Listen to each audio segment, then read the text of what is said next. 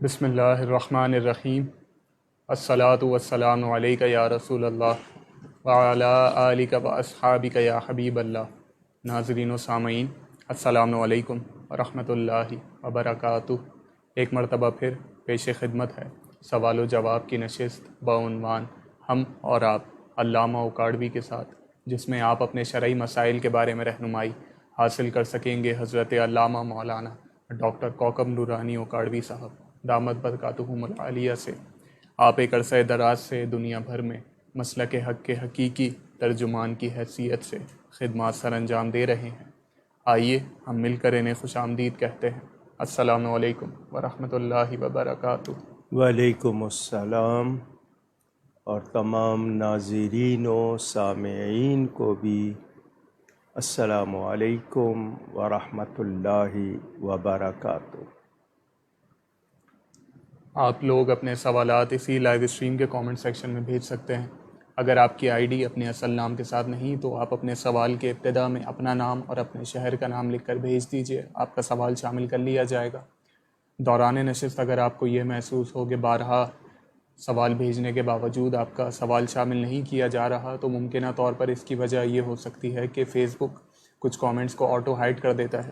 یہ میں بات ہر نشست کے آغاز میں بتاتا ہوں اور دوران نشست بھی وقفے سے بتاتا رہتا ہوں کہ یہ چیز، یہ آپ کے سوال بھیجنے کے باوجود شامل کیوں نہیں کیے جاتے۔ ممکنہ طور پر اس کی وجہ یہ ہوتی ہے کہ اگر کامنٹ کے متن میں کوئی ایسا لفظ ہو جس پر فیس بک کو اعتراض ہو تو وہ اسے ہائڈ کر دیتا ہے، جس کا نتیجہ یہ نکلتا ہے کہ آپ سوال اپنا بھیج دیتے ہیں کامنٹ کی صورت میں، لیکن وہ کامنٹ ہم تک پہنچتا ہی نہیں ہے، جس کی وجہ سے ہم آپ کے بھیجے گئے سوال کے بارے میں لا علم ہوتے ہیں اور آپ یہ گمان کر رہے ہوتے ہیں کہ آپ کا سوال نظر انداز ہو رہا ہے۔ تو جبکہ ایسا بالکل بھی، ہماری پوری کوشش ہوتی ہے کہ زیادہ سے زیادہ سوالات علامہ صاحب تک پہنچائیں کم سے کم وقت میں، اور کوئی بھی سوال نظر انداز نہ ہو۔ تو اگر دوران نشست آپ کو یہ محسوس ہو کہ آپ کا سوال نظر انداز ہو رہا ہے تو آپ فیس بک کے پیج ان باکس یا پھر واٹس ایپ میسنجر کے ذریعے آپ اپنا سوال بھیج سکتے ہیں۔ آپ کی اسکرین کے دائیں جانب ایک واٹس ایپ نمبر آ رہا ہوگا، آپ اس پر اپنا سوال بھیج سکتے ہیں نام اور شہر کے ساتھ۔ ہماری پوری کوشش ہوگی کہ آپ کا سوال شامل کر لیا جائے اور کم سے کم وقت میں زیادہ سے زیادہ سوالات علامہ صاحب تک پہنچائیں۔ آج کا پہلا سوال غازی پور انڈیا سے سیف رضا صاحب کا سوال کہ کسی کو اپنے جسم کا کوئی حصہ ڈونیٹ کرنے کے بارے میں کیا احکام ہے؟ بسم اللہ والحمد للہ والصلاة والسلام علی رسول اللہ۔ باڈی آرگنز یعنی آپ کے جسم کے حصے، آنکھیں ہیں، گردے ہیں یا جگر ہے، اس کے بارے میں کچھ علماء نے اجازت دی ہے۔ ان کی اپنی تحقیق، اپنی اپروچ، اپنے دلائل ہیں، لیکن اکثریت علماء کی منع کرتی ہے۔ اختلافی مسئلہ ہے۔ جو ان علماء پر اعتماد کرتے ہیں جنہوں نے اجازت دی ہے، وہ اس کے مطابق عمل کرنا چاہیں تو وہ شوق سے کریں۔ میری رائے پوچھیں گے تو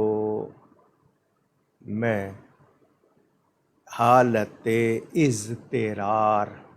اضطرار کا مطلب لاچاری، کوئی اور چارہ نہیں ہے، کوئی اور آپشن نہیں ہے۔ زندگی میں کسی کی زندگی بچانے کے لیے مثلاً خون دے دینا، جبکہ یہ بھی اختلافی مسئلہ ہے، یا زندگی میں ایسا کچھ کرنا جبکہ دوسرے شخص کی زندگی متاثر نہ ہو، یعنی اس کی زندگی پر نہ بن جائے، ایسی صورت میں تو گنجائش ہے۔ لیکن مرنے کے بعد جس طرح ہماری شریعت میں مصلح کرنا منع ہے، ڈاکٹرز مردوں کو نکال کے ایکسپیریمنٹ کرتے ہیں، اس پر بھی سوال آیا تھا۔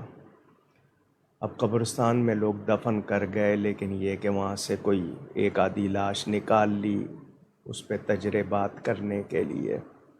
یہ بہت ہی سخت مسئلے ہیں، ہماری شریعت اجازت نہیں دیتی، لیکن یہ سب کچھ دنیا میں ہو رہا ہے.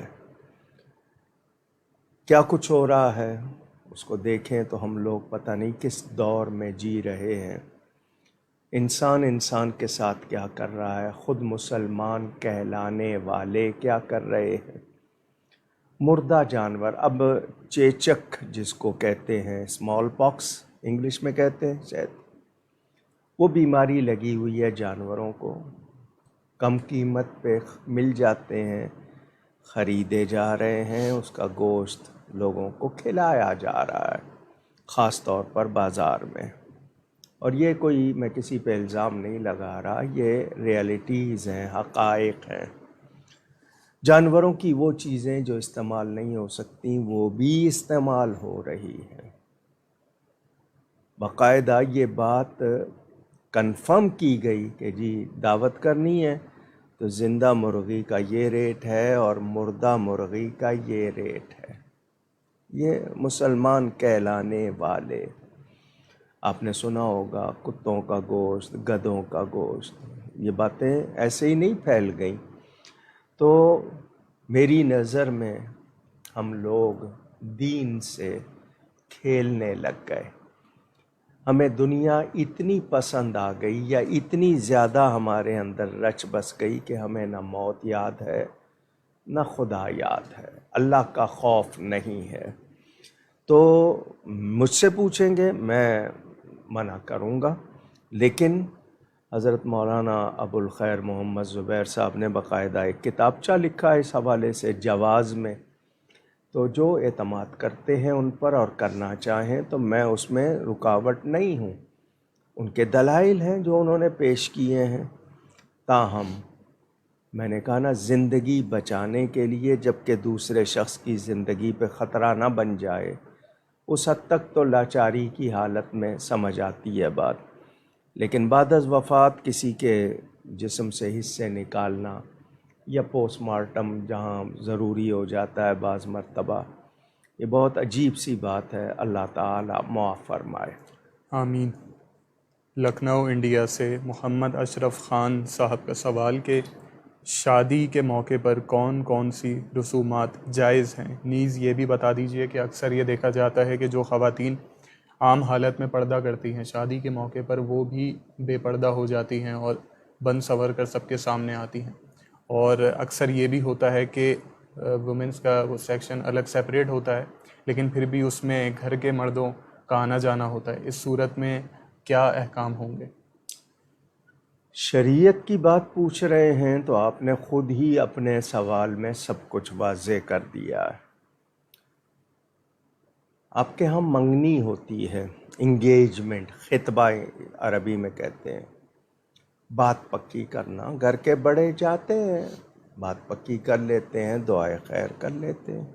اس کی رسم ہونے لگ گئی، جوڑے دیے جائیں گے، تحائف دیے جائیں گے، فنکشن کیا جائے گا، دلہا دلہن کو ساتھ بٹھایا جائے گا. ابھی نکاح نہیں ہوا ہے، وہ لڑکا لڑکی کو انگوٹھی پہنائے گا، لڑکی لڑکے کو پہنائے گی. یہ اسلامی طریقہ نہیں ہے.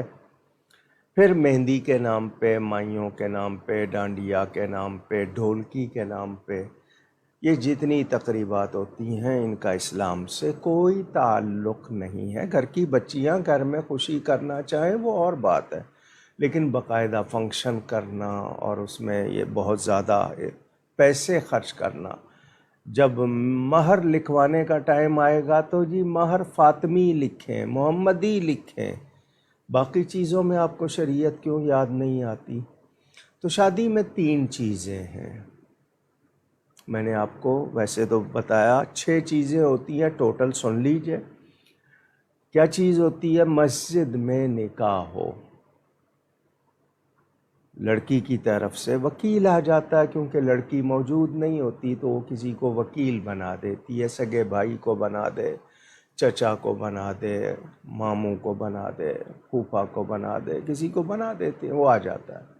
نکاح، ایجاب و قبول، لڑکی کا اجازت دینا، لڑکے کا قبول کرنا اور 2 گواہوں کا ہونا یہ فرض ہے، لازمی ہے۔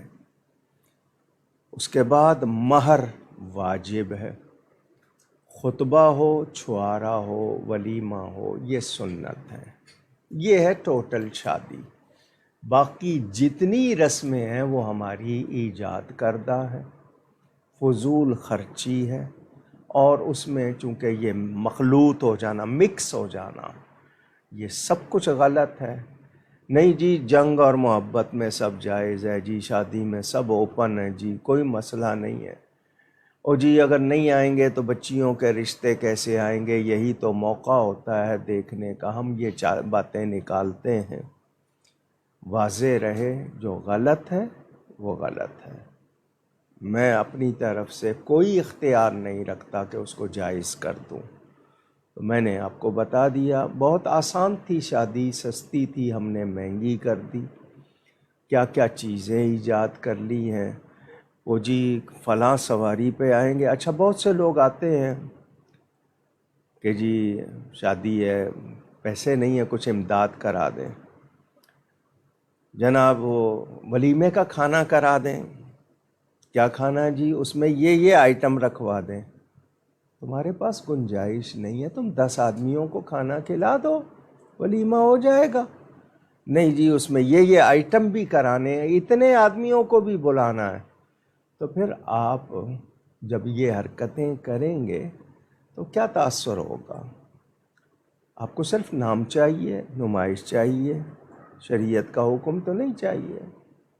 اگر کسی کے پاس پیسے نہیں ہیں، وہ 2 آدمیوں کو بھی کھانا کھلا دے گا، ولیمہ ہو جائے گا۔ 4 رشتہ دار جو جمع ہوئے ہیں، ولیمہ ہو جائے گا۔ نہیں جی فنکشن کرنا ہے، وہ جی گھر والوں کا اصرار ہے جی، اس میں لوگوں کے لیے یہ تمام چیزیں ہم نے کر کے، اب لڑکے کو چاہیے فرنیچر بنائے، لڑکی کے لیے کمرہ تیار کرے۔ آپ لڑکی والوں سے لیتے ہیں جہیز کے نام پہ، یہ سب غلط باتیں ہیں۔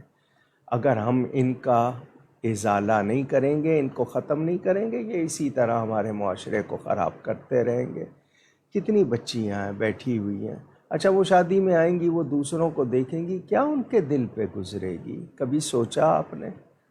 تو شریعت پر عمل کیجئے، اس میں آپ کی بھلائی ہے۔ تو یہ جتنی باتیں آپ نے سوال میں خود بتا دی ہیں وہ سب غلط ہیں۔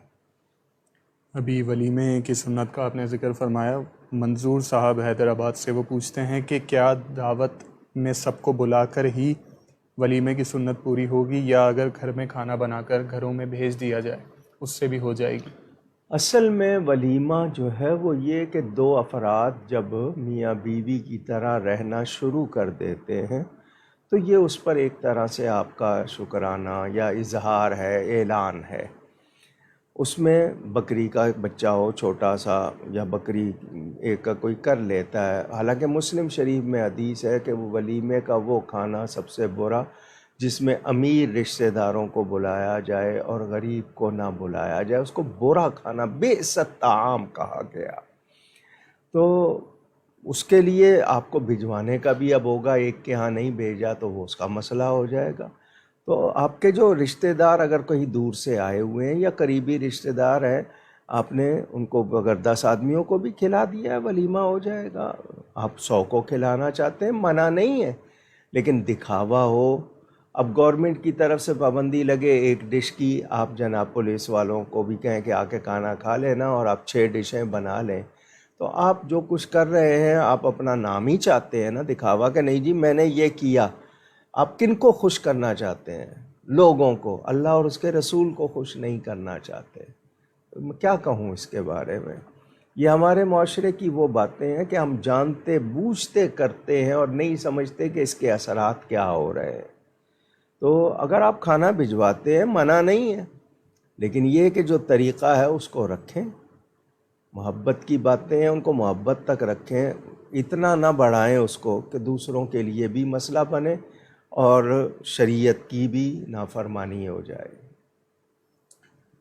نکاح کے ہی حوالے سے غلام مصطفیٰ صاحب کا سوال کہ نکاح کی تقریب میں عموماً لڑکی کی طرف سے وکیل آتا ہے، لیکن آج کل میں نے دیکھا ہے کہ وہ بیچ میں ہال میں بیچ میں پردہ ہوتا ہے لڑکا اور لڑکی کے بیچ میں، اور اس طرف سے ایجاب و قبول ہوتا ہے، اس طرف سے ایجاب و قبول ہوتا ہے، پھر نکاح کے بعد وہ پردہ ہٹا دیا جاتا ہے، یہ طریقہ کیا درست ہے؟ دیکھیں، نکاح ہو گیا تو لڑکے سے پردہ ہٹانا منع نہیں ہے، لیکن باقی لوگوں کا کیا حکم ہے؟ جن کا پردہ ہے ان کا کیا حکم ہے؟ اور وہ پردہ شریعت نے آپ کی عزت اور آپ کی بھلائی کے لیے رکھا ہے، منع کیا ہے نا جن سے کہ پردہ کرنا ہے یا ان کے سامنے نہیں آنا، وہ شریعت نے آپ کی بھلائی کے لیے کیا۔ اس کے نتیجے دیکھ لیں، جنہوں نے ان کی عمل نہیں کیا اس کے نتائج سامنے آ رہے ہیں۔ تو بھابھی سے مذاق ہے، نہیں جی، دیور تو ہوتا ہی ہے اور یوں ہوتا ہے، جبکہ اس کو حدیث میں جو لفظ کہے گئے کہ دیور تو موت ہے۔ اب ہمارے ہاں وہ جی نہیں، دیور کا حق ہے جی بھابھی سے مذاق کرنا اور یہ اور وہ۔ تو اب شریعت کے حکم کو چھوڑ کر اب پردہ لگایا، ایجاب و قبول قاضی صاحب نے بھی جا کے کیا ہے، کنفرم ہے کہ لڑکی وہی ہے، کیونکہ یہ ڈرامے بھی ہوئے ہیں کہ لڑکی گئی ہوئی ہے پارلر، اس کی جگہ کسی اور کو بٹھا دیا کہ تم دوپٹہ اوڑھ کے اجازت دے دو، یہ واقعات بھی ہوئے ہیں۔ تو لیکن یہ کہ لڑکے کے لیے پردہ ہٹا دیا، اس کا نکاح ہو گیا، وہ تو ٹھیک ہو گیا، باقی کے لیے کیا حکم ہوگا؟ تو شریعت جو اس کے حکم کو، میں نے پہلے کہا نا، میں کوئی اختیار نہیں رکھتا کہ وہ احکام بدل دوں، میری کوئی حیثیت نہیں ہے کسی کی، عالم مفتی کی، کہ وہ شریعت و سنت کے احکام بدل دے، ہماری کوئی حیثیت یا اختیار نہیں ہے، ہمیں اس کو فالو کرنا ہے۔ نہیں کریں گے گناہ گار ہوں گے، انکار کریں گے ایمان سے جائیں گے۔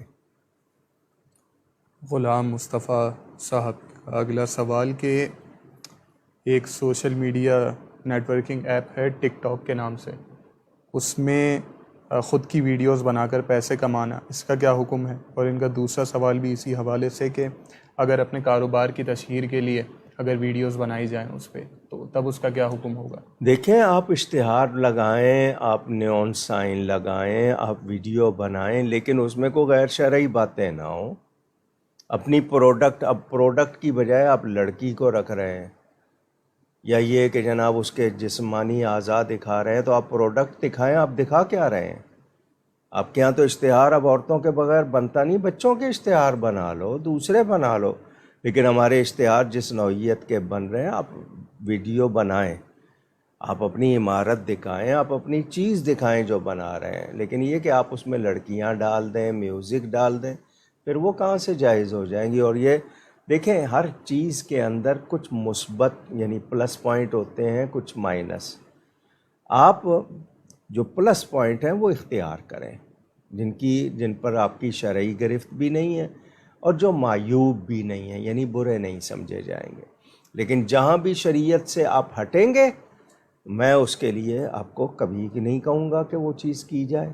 اب یہ بلاگرز ہیں، ٹک ٹاک والے ہیں، اگر کوئی اچھا میسج دے رہے ہیں، کوئی اچھی چیز دے رہے ہیں، اس کا استعمال کریں۔ اب یہ جتنی ٹیکنالوجی، اب مثال کے طور پر ہم یہ بیٹھے ہوئے سوال و جواب کر رہے ہیں، تو اس ٹیکنالوجی سے ہم اچھا میسج دے رہے ہیں نا، اچھا استعمال ہے۔ اب کوئی غلط استعمال کرے تو وہ غلط ہوگا۔ VCR نکلا تھا آپ کے ہاں، وہ کیوں نکلا تھا؟ کہ جی آپ آفس میں ہوتے ہیں، بیزی ہوتے ہیں، تو آپ اس کو سیٹ کر کے چلے جائیں، وہ پروگرام جو آپ نے دیکھنا ہے وہ ریکارڈ ہو جائے گا، آپ آ کے دیکھ لیں۔ آپ نے اس پہ فلمیں دیکھنی شروع کر دی، آپ نے اس کا غلط استعمال شروع کر دیا۔ تو جس کا بھی، اب وہ ٹک ٹاک ہو یا کوئی بھی ایپ ہو، غلط استعمال غلط ہوگا۔ اس کا اگر مثبت پازیٹیو اچھا ہے تو وہ ضرور کریں، نیگیٹو نہ کریں۔ جی، ان کا اگلا سوال کہ کہا جاتا ہے کہ قربانی کرنے والے شخص کی بخشش ہو جاتی ہے، گناہ معاف کر دیے جاتے ہیں، تو ان سے کیا مراد؟ کبیرہ گناہ مراد ہیں یا صغیرہ؟ وہ اللہ معاف کرنے والا ہے، توبہ ہر گناہ کی ہے، سوائے اس کے کہ جی میں یہ کہوں کہ فلاں گناہ کی نہیں ہے، تو توبہ ہے، توبہ ضروری ہے، توبہ ہر گناہ کی ہو سکتی ہے، مگر یہ کہ قرض وغیرہ ہے، اگر معاف نہیں کرتا ہے تو صرف توبہ کرنے سے نہیں، وہ ادا کرنا ہوتا ہے۔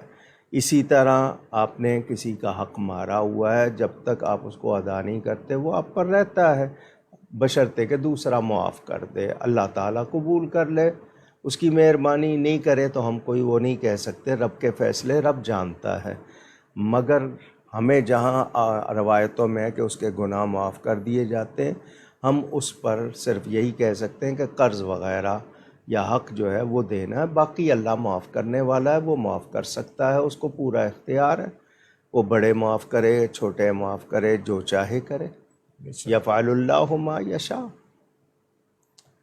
محمد شاہ رخ صاحب کا سوال کہ غوث اعظم رضی اللہ تعالی عنہ کے دھوبی کے حوالے سے جو ایک واقعہ بیان کیا جاتا ہے، کیا وہ کتابوں میں موجود ہے اور کیا کسی بد مذہب نے اسے اپنی کتاب میں نقل کیا؟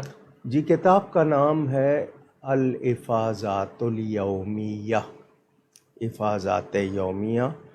یہ دیوبندی مکتب فکر کے جناب اشرف علی تھانوی، اس کے والیوم 2 میں حصہ 2 میں انہوں نے یہ نقل کیا ہے۔ اب کہتے ہیں نا ذمہ دار وہ ہیں، ان کے پاس اس کی کیا سند ہے، کون سی بات ہے، وہ انہوں نے نقل کیا ہے۔ رہی بات یہ کہ کیا اس بارے میں شریعت کے ہم دوسرے احکام کو رکھتے ہوئے تو نسبت کا فیضان ہے،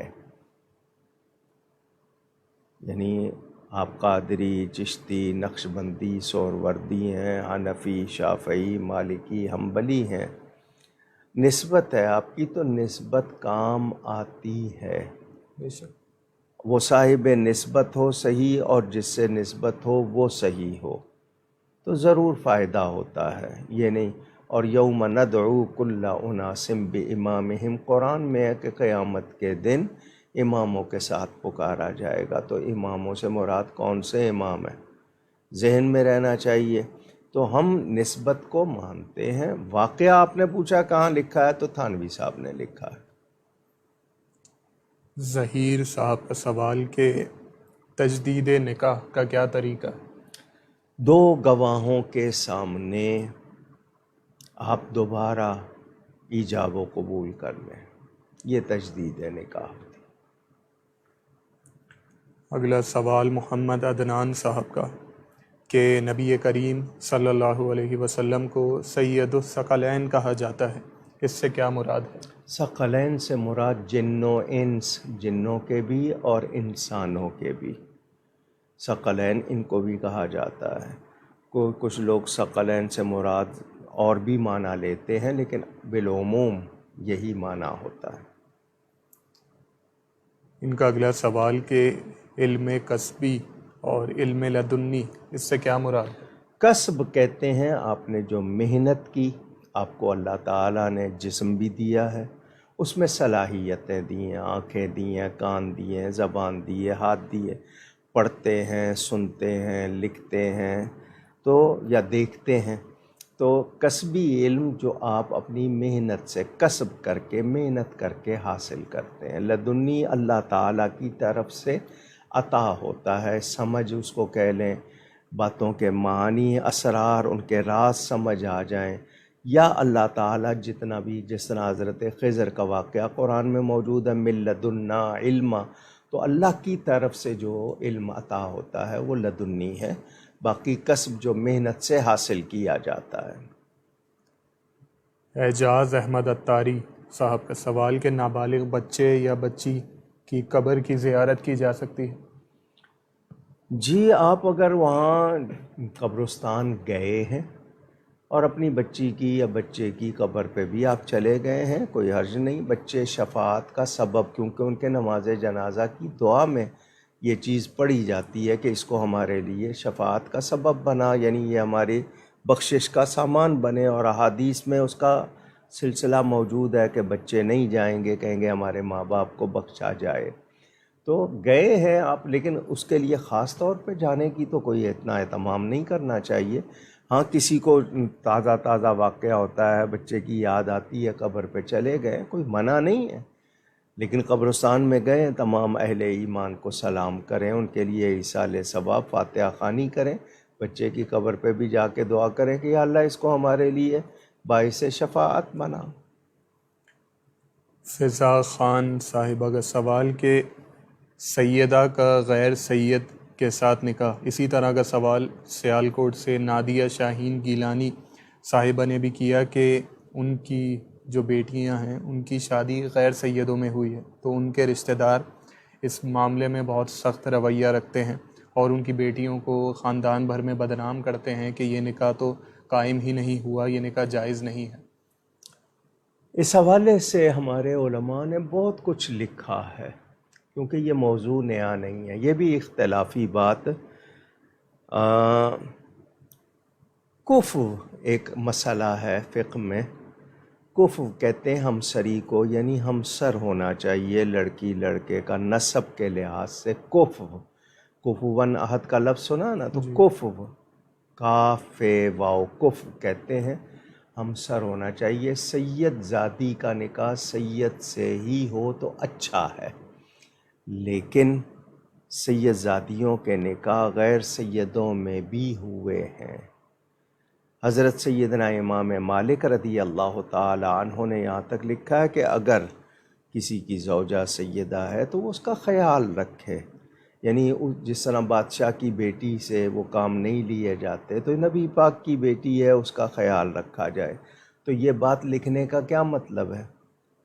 انہوں نے گنجائش رکھی نا، بعض لوگ نہیں مانتے، ہم ان سے نہیں لڑیں گے جو نہیں مانتے، لیکن یہ کہ بچیوں کو بٹھائے رکھنا، اب قریشی ہیں، ہاشمی ہیں، اچھا عالم دین، اس کیونکہ فضیلت علم بہت بڑی چیز ہے، فضیلت نسب سے زیادہ ہے، تو علماء سے ہو۔ اور اس طرح کے واقعات حضرت سیدنا باقی باللہ، ان کی والدہ سید تھیں، وہ خود سید نہیں ہیں کیونکہ باپ سید نہیں تھے، تو متعدد واقعات موجود ہیں۔ جو نہیں کرتے ہیں ان کا اپنا معاملہ ہے کہ وہ کہ یہ کہنا کہ نکاح قائم نہیں ہوا، یہ ان کا اپنا ہے، لیکن یہ کہ ہمارے پاس متعدد بزرگوں کے احوال موجود ہیں، سیدوں کے جو عالم بھی تھے، پیر بھی تھے، انہوں نے اپنی بیٹیاں بیاہی ہیں، تو اس کو انہوں نے ان فتووں پہ عمل کیا جن لوگوں نے بتایا۔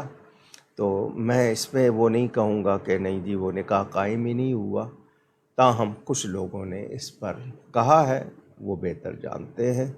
ہمارے نزدیک یہی ہے کہ وہ بچیوں کی عمریں گزار دی جائیں، بیٹھی رہیں، وہ بھی نہیں مناسب، تو عالم دین ہو، ہاشمی ہو، قریشی ہو، یا کوئی ہو ایسا جو ان کا حق پہچانتا ہو تو نکاح ہو سکتا ہے۔ واللہ تعالی اعلم، اللہ تعالیٰ ہی زیادہ جانتا بے ہے، شک، بلکہ یوں کہوں اللہ و رسولہ عالم، اللہ تعالیٰ اور اس کا رسول ہی زیادہ جانتا ہے۔ بے شک۔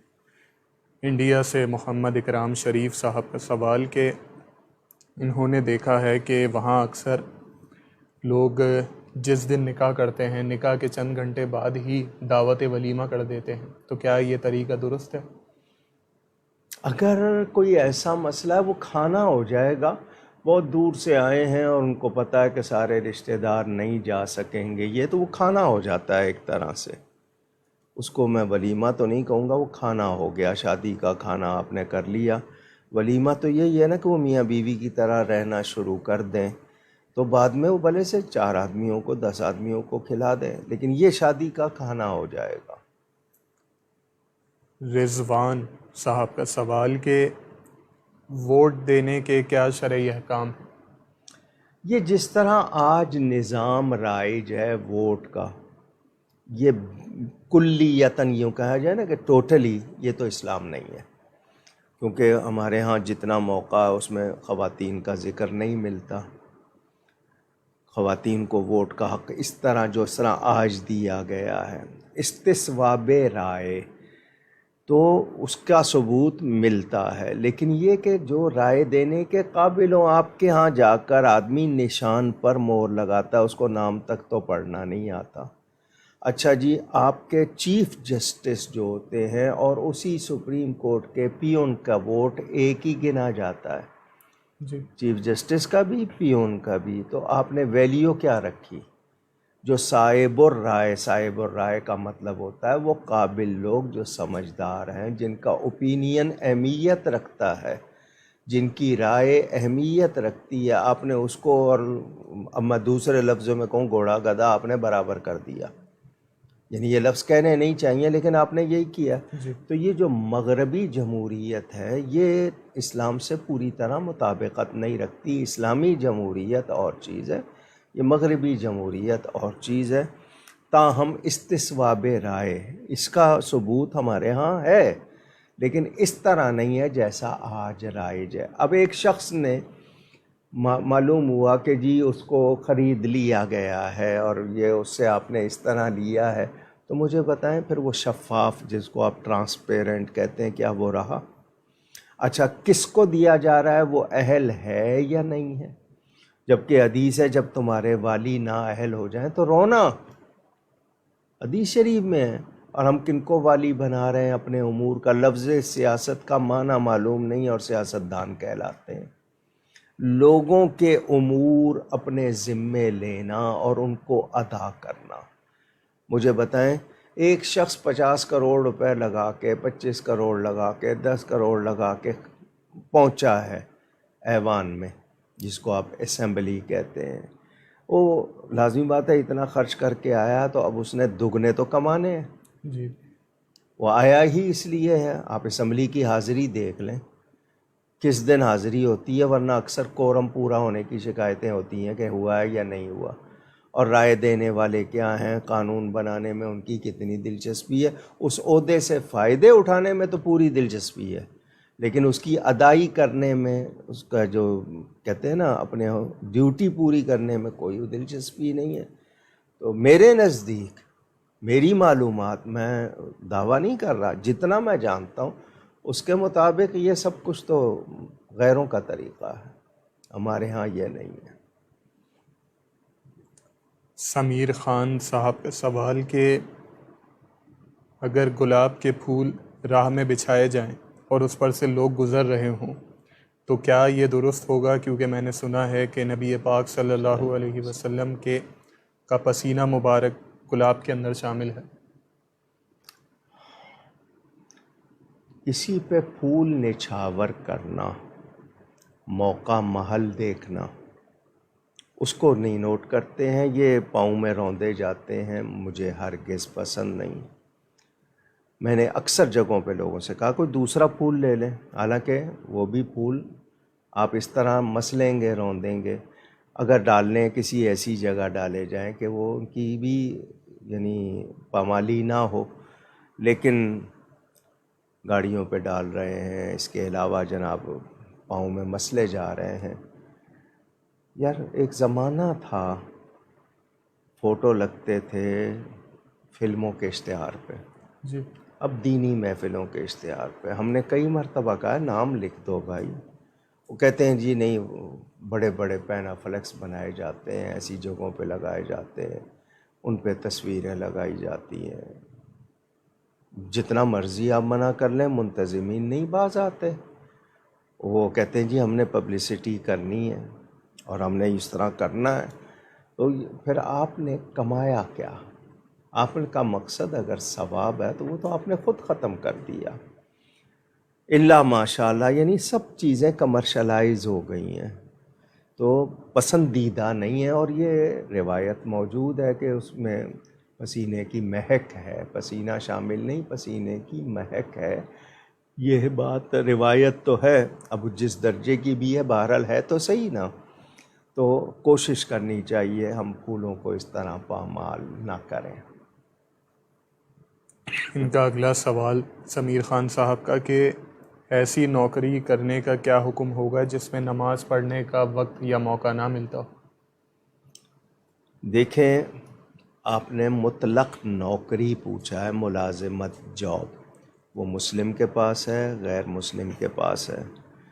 فوجی جو ہمارے ہاں مجاہد ہم جن کو کہتے ہیں جہاد میں، کہ ان میں سے اگر کوئی ایسی موقع ہے کہ نہیں مل رہا ہے، ورنہ یہ کہ ایک جماعت نماز پڑھے، ایک مقابلہ کرے، پھر وہ آگے چلے جائیں اور جنہوں نے نہیں پڑھی ہے وہ پڑھ لیں، یہ یہاں تک روایتیں موجود ہیں۔ تو اب نوکری کی نوعیت ایسی ہے کہ وہ وہاں سے ہٹے گا، وہ ملک کی حفاظت کے لیے ہے یا کوئی خاص ہے، اور اس میں اس کے ہٹنے سے مسئلہ بنتا ہے، تو وہاں پر طریقہ کار بنایا جا سکتا ہے کہ جی اس کو موقع دیا جائے گا، اس کی جگہ دوسرا آ سکتا ہے، بشرطے کہ وہ مسلمان۔ غیر مسلم کے پاس آپ نوکری کر رہے ہیں اور جن کو ہم لازمی سروس کہتے ہیں اس میں وہ پھنسا ہوا ہے، تو وہ بھی آخر واش روم جب جانا ہے تو کیا کرے گا؟ یہ تو نہیں ہو سکتا نا کہ آپ اس کو واش روم میں بھی کہیں کہ وہیں وہ جو کچھ کرنا ہے وہیں کرے، اس کے لیے جائے گا، تو نماز کے لیے بھی وہ جا سکتا ہے۔ اس کو واش روم کا جانا ہے تو وہیں ساتھ میں وہ صرف فرض رکعتیں اس وقت پڑھ لے، اگر ایسی کوئی صورت حال ہے اس کے پاس گنجائش نہیں ہے تو یہ چونکہ سوال میں واضح نہیں ہے۔ باقی نوکری لینا ہی ایسی اور وہ بھی مسلمان کی ہے اور کوئی ایسی بات نہیں ہے، تو یہ عذر جو ہیں یہ ایسے عذر نہیں ہیں جن کو کہا جائے کہ جی معقول ہے کہ ان کی بنیاد پر کوئی رعایت ہو سکتی ہے۔ تو جہاں شریعت نے جو بتایا، جہاں جہاں گنجائش ہے وہ بتائی ہے، اس کے علاوہ نہیں ہے۔ تو میں ان کو یہی کہوں گا کہ آپ واش روم جاتے ہیں یا نہیں جاتے ہیں؟ وہ کہیں گے جاتے ہیں، تو پھر آپ نماز کو بھی جا سکتے ہیں، فرض رکعتیں آپ 5 منٹ میں پڑھ سکتے ہیں، ایسی بات نہیں ہے۔ پشاور سے زاہد صاحب کا سوال کہ زنا کے بعد اسی عورت سے نکاح کرنا یہ کیسا ہے؟ پڑھیں سورہ نور پڑھیں، اور کیا کرے گا، کم از کم اسی سے اس کا تو بلکہ موجود ہے۔ لیکن یہ کہ آپ کس درجے پہ جا کے پوچھ رہے ہیں مجھے نہیں معلوم، لیکن سورہ نور میں یہ واضح اس کی ابتدائی آیاتیں پڑھ لیں، آپ کو واضح ہو جائے گا۔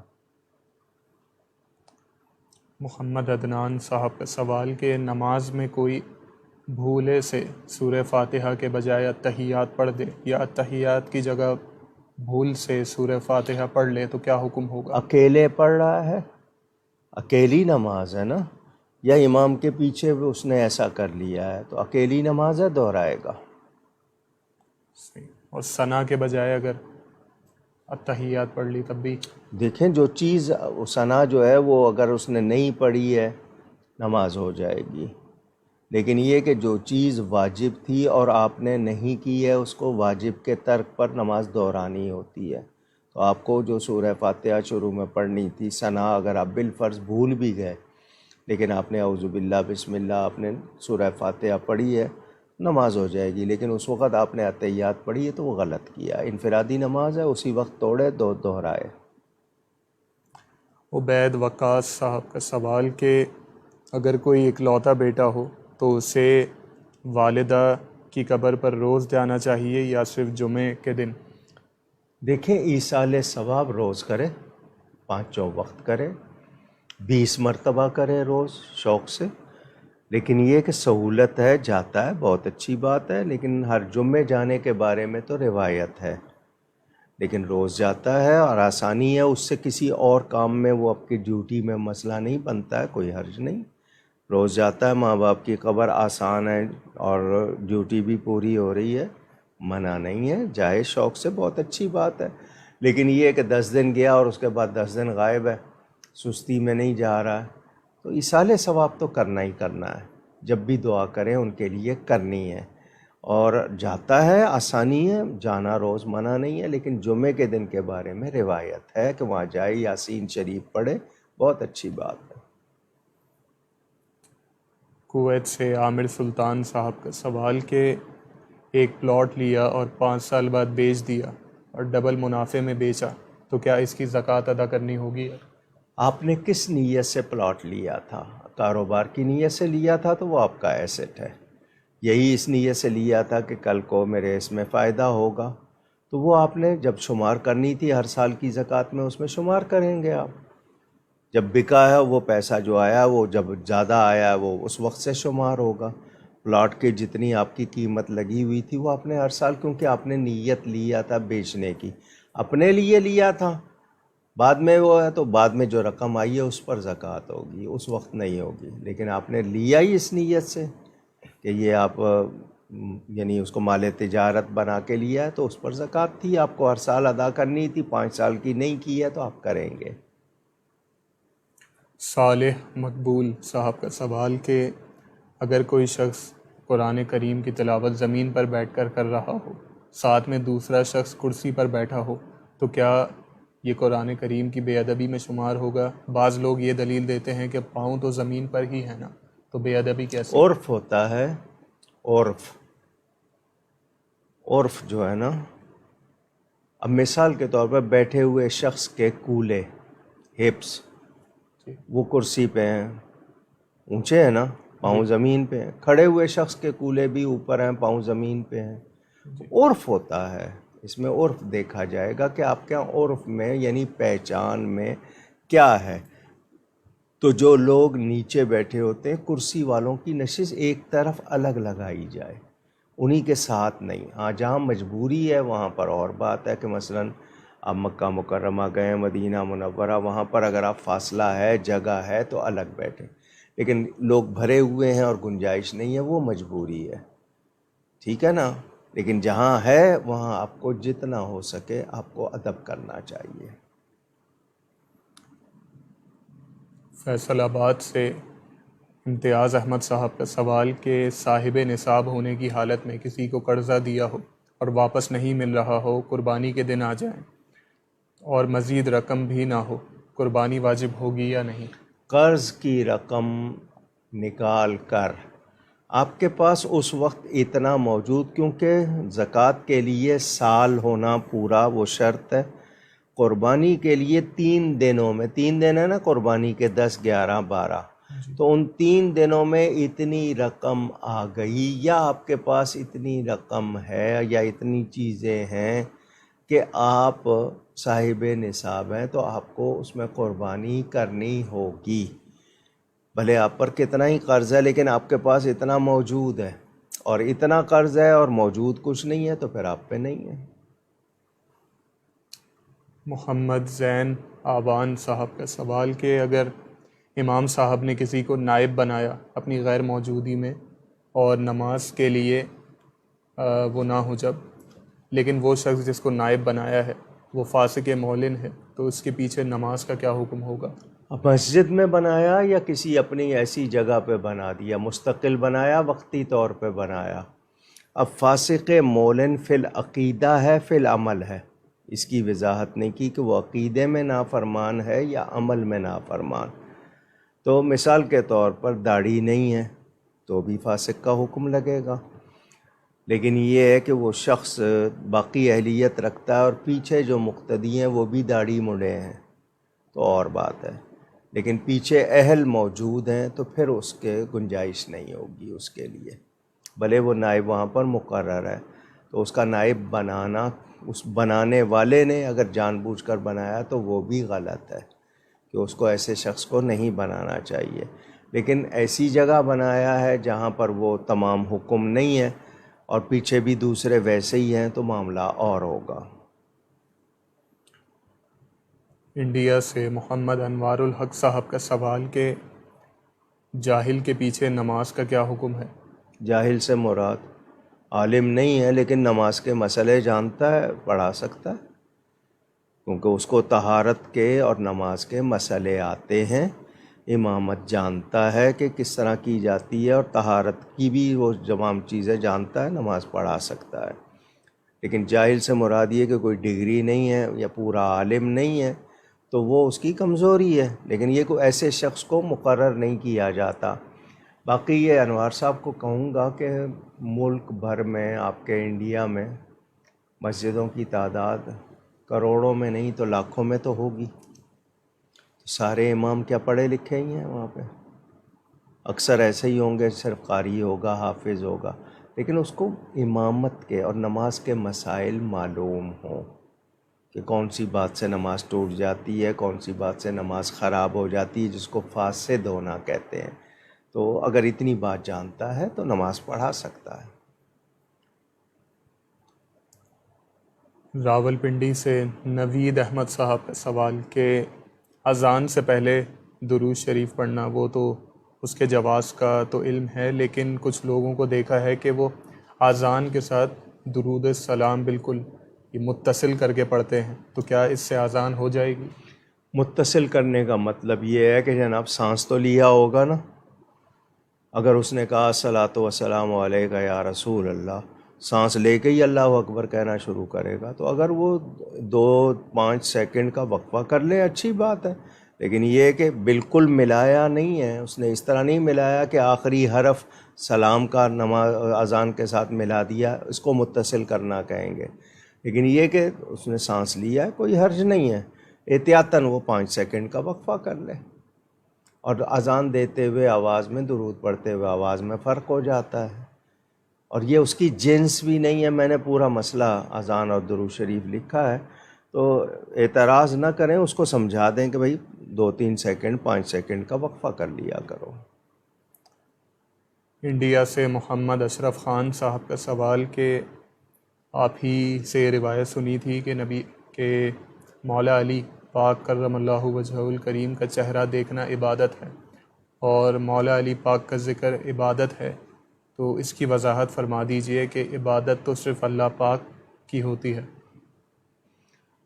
سبحان اللہ، سمجھے نہیں ہے بات۔ ایک کام ہوتا ہے، مثال کے طور پر میں درود شریف پڑھتا ہوں، درود کس پر بھیج رہا ہوں؟ نبی کریم صلی اللہ علیہ وسلم پر، مگر عبادت اللہ کی ہے جی کہ حکم اس کا ہے۔ تو یہ بانا آپ کا، اس لیے عبادت کہنے کا مطلب یہاں یہ نہیں ہے کہ ہم حضرت علی کی عبادت کر رہے ہیں۔ اگر انہوں نے یہ سمجھ لیا ہے تو غلط ہے۔ مراد یہ کہ یہ ایسا کام ہے جو اللہ کی بندگی میں شمار ہوگا کہ اللہ تعالیٰ کے کسی پیارے کی ہم تعظیم کر رہے ہیں، یا اس کے، کیونکہ حضرت علی کی کوئی شان انفرادی الگ تو نہیں ہے نا، اللہ کے بندے ہونے کی وجہ سے ہے، نبی پاک کی نسبت کی وجہ سے ہے، تو وہ اللہ کے پیارے بندے ہیں۔ تو علماء کے چہرے کو دیکھنا، ماں باپ کے چہرے کو دیکھنا، اب مقبول حج کا ثواب ہے، اب اس پہ کیا کہیں گے؟ حج کیا چیز ہے؟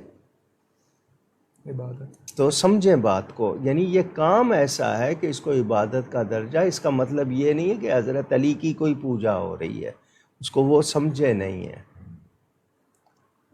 ان کا اگلا سوال کہ پولنگ سٹیشنز پر ووٹ کاسٹ کرتے وقت جو انک لگائی جاتی ہے وہ فوراً پھر دھلتی نہیں ہے کچھ وقت تک، تو اس پر وضو اور غسل کا کیا حکم اگر ہوگا؟ اس کی لیئر بنتی ہے، لیئر کا مطلب تہ، ایسی تہ بن جاتی ہے کہ اتنے حصے میں پانی اندر کھال کو نہیں لگتا، لیکن وہ محض ایک ایسی چیز ہے کہ اس کی وجہ سے صرف وہ نظر آ رہی ہے لیکن کھال کو پانی لگ رہا ہے، تو پھر کوئی حرج نہیں۔ لیکن جس کی لیئر بن جائے، جیسے نیل پالش کی بن جاتی ہے، یا ایسا پینٹ ہوتا ہے کہ اس کی باقاعدہ تہ بن جاتی ہے اور اس کی وجہ سے کھال پر پانی نہیں اثر کرتا، نمی نہیں جاتی ہے، اس کا حکم اور ہے۔ یہ چیک کر لیں کہ اس کی اگر لیئر نہیں بنتی ہے تو پھر کوئی حرج نہیں۔ محمد حسنین صاحب، آپ نے آن لائن پروڈکٹ سیلنگ کے حوالے سے جو آپ نے احکام پوچھے، اسی آپ کے سوال سے ملتا جلتا سوال ہی ابھی نشست کے ابتدا میں ٹک ٹاک کے حوالے سے جو سوال آیا تھا، اس میں تمام احکام بیان فرمائے تھے علامہ صاحب نے، آپ وہ ریوائنڈ کر کے دیکھ سکتے ہیں۔ اگلا سوال علی صاحب کا کشمور سے کہ جس طرح باقی مخلوقات کو موت آتی ہے تو کیا فرشتے بھی موت کا مزہ چکھتے ہیں؟ جی، ہر ذی روح کو ذی نفس کے لیے حکم آیا ہے۔ فرشتوں کے حوالے سے امام سیوطی نے کتاب لکھی ہے، اس کو پڑھ لیجئے گا۔ اگر آپ کو عربی آتی ہے، شاید ہو سکتا ہے اس کا اردو ترجمہ بھی ہو، ان کے احوال وغیرہ کیفیات، اس پر امام سیوطی نے بڑی بہترین کتاب لکھی ہے، غالباً اگر مجھے یاد ہے تنویر الحلق ایسا کوئی نام ہے شاید۔ تو باقی یہ کہ جن و انس کے لیے یا ذی نفس اور ذی روح کے لیے تو بیان ہے، فرشتوں کے لیے ایسا بیان میں نے نہیں پڑھا۔ وہ اللہ تعالیٰ کی مخلوق ہے، نوری مخلوق، تو ان کے بارے میں میری معلومات میں نہیں ہے کہ موت کا ان کے ساتھ کوئی تصور ہے۔ باقی یہ کہ اللہ تعالیٰ نے قیامت سے پہلے کیا ختم کرنا ہے، کل من علیہا فان، تو اس حوالے سے اگر دیکھیں گے تو تمام کائنات یعنی قابل فنا ہے۔ ان کا اگلا سوال کہ نبی پاک صلی اللہ علیہ وسلم نے ارشاد فرمایا، مجھے 5 ایسی چیزیں عطا کی گئی ہیں جو مجھ سے پہلے کسی نبی کو نہیں عطا کی گئی۔ ان میں سے ایک چیز یہ کہ 1 ماہ کی مسافت کے روب کے ذریعے میری مدد کی گئی، اس کی وضاحت فرما دیجیے۔ انسان کا کمال اللہ تعالیٰ کا دیا ہوا، کسی کا نام سننا، کسی کو دیکھ لینا، اس کا اثر ہم خود محسوس کرتے ہیں۔ اذان کے حوالے سے جہاں تک آواز جائے گی شیطان بھاگتا ہے نا ایسا؟ تو اس میں مراد یہی ہے کہ حضور صلی اللہ علیہ وسلم کا ذکر، ان کا نام نامی لینا، ان کی ہستی تو خیر بہت ہی بلند، اس کا جو اتنا فاصلہ بھی ہو تب بھی اس کا اثر اور روب، یہ مراد ہے۔ یعنی حضور صلی اللہ علیہ، ایک ہوتا ہے نا جب تک کوئی سامنے نہ آئے، صرف سن کے نہیں ہے، تو ان کا سن کر بھی اثر ہوگا، اور وہ ایک مسافت، ایک فاصلہ بتایا گیا ہے کہ اتنی مسافت ہو تب بھی، تو وہ ان کی شان کے حوالے سے یہ میں نے صرف سمجھنے کے لیے بات کی ہے، ورنہ اس کی تفصیل میں اور بہت سی چیزیں آتی ہیں۔ تو آپ اس کو، میرا خیال یہ کہ جتنا میں نے عرض کیا ان کے سمجھنے کے لیے کافی ہوگا۔ طارق مغل صاحب کا سوال کہ قضا نماز کا کوئی خاص وقت مقرر ہے یا کبھی بھی ادا کی جا سکتی ہے؟ مکروہ وقت میں بچیں، باقی جس وقت چاہیں ادا کریں۔ میں نے آپ سے کئی مرتبہ یہ بیان کیا ہے کہ ہر نماز کے ساتھ پڑھ لیں، آپ اکٹھی پڑھنا چاہتے ہیں، بس یہ کہ فجر کے بعد سورج نکلنے تک، عصر کی نماز پڑھنے کے بعد سورج غروب ہونے تک، اگر اس میں بھی پڑھ لیں گے فرض قضا کر لیں گے، پڑھی جا سکتی ہے، لیکن یہ کہ باقی وقتوں میں کریں، اس کے لیے کوئی ٹائم مقرر نہیں ہے، بلکہ آپ کے ذمے جتنی جلد ہو سکے ادا کریں۔ اب آپ نے حساب لگایا ہوا ہے بہت زیادہ ہے، تو آپ جتنا ٹائم دے سکیں، جتنی جلدی ادا کر سکیں۔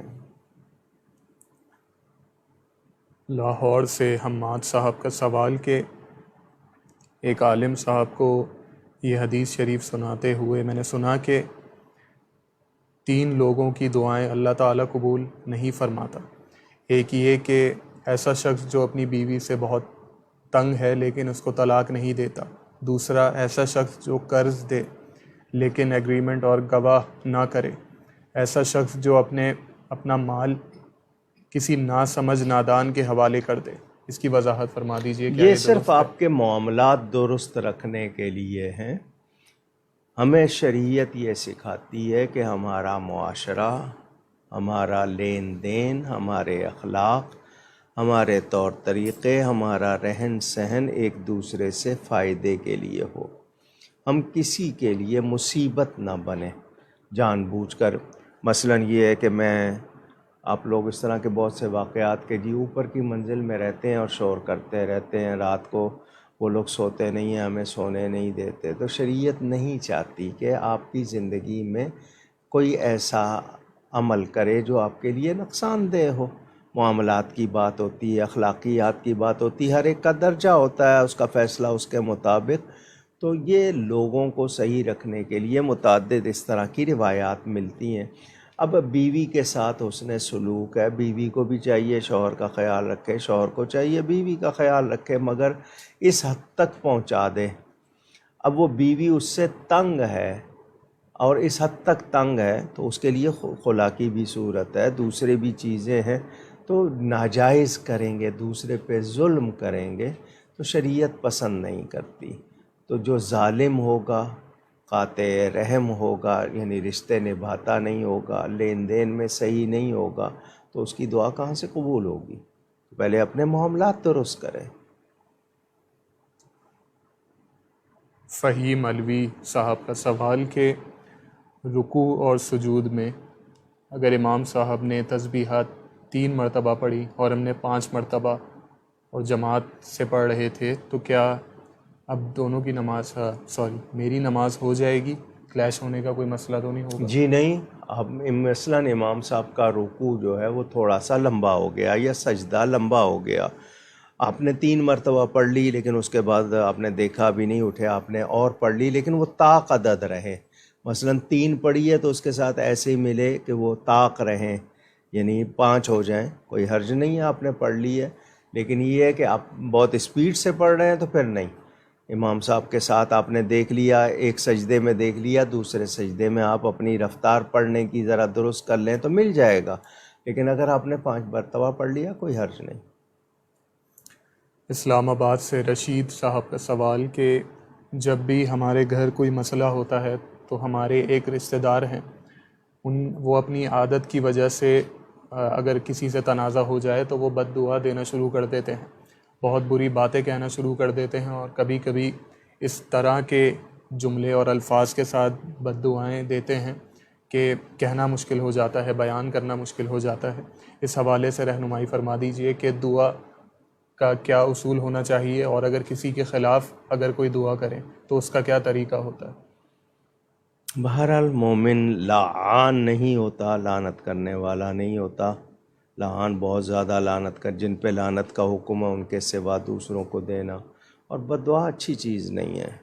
لیکن یہ کہ کوئی مثلاً بے دین ہو گیا اور آپ کے لیے کوئی مصیبت ہو گیا، تو پہلے تو یہ کہ اللہ اس کو ہدایت دے، یا مجھے اس کے شر سے بچا، یا وہاں پر وہ یہ بھی کہہ سکتے ہیں اللہ تم کو نیکی دے، بھی کیوں ایسا کر رہے ہو، بجائے سمجھانے کے۔ تو یہ اس طرح کے جن کی عادت ہو جائے وہ بہت غلط ہو جاتی ہے۔ بد دعا دی جا سکتی ہے، اس کی یعنی حالت ہو اور وہ واقعی ہو، منع نہیں ہے، لیکن یہ ہے کہ آپ نہیں دیں گے آپ کو اور زیادہ وہ ہوگا۔ لیکن لوگ کام بھی ایسے کرتے ہیں، وعدہ کرتے ہیں نہیں پورے کرتے، پیسے لیتے ہیں نہیں دیتے ہیں، آپ کے ساتھ بدسلوکی کرتے ہیں، جھوٹ بولتے ہیں، تو آپ کو غصہ آ جاتا ہے، تو سخت لفظ نکل جاتے ہیں۔ تو اس میں جتنی احتیاط ہو سکے کرنی چاہیے، لیکن یہ کہ غلط لفظ بول دینا وہ اس شخص کے لیے خود وبال ہو جائیں گے، اور انسان پر سب سے زیادہ آفتیں زبان کی وجہ سے آتی ہیں۔ آج زبان کو قابو نہ رکھے نا تو پورے جسم کو بھگتنا ہوتا ہے۔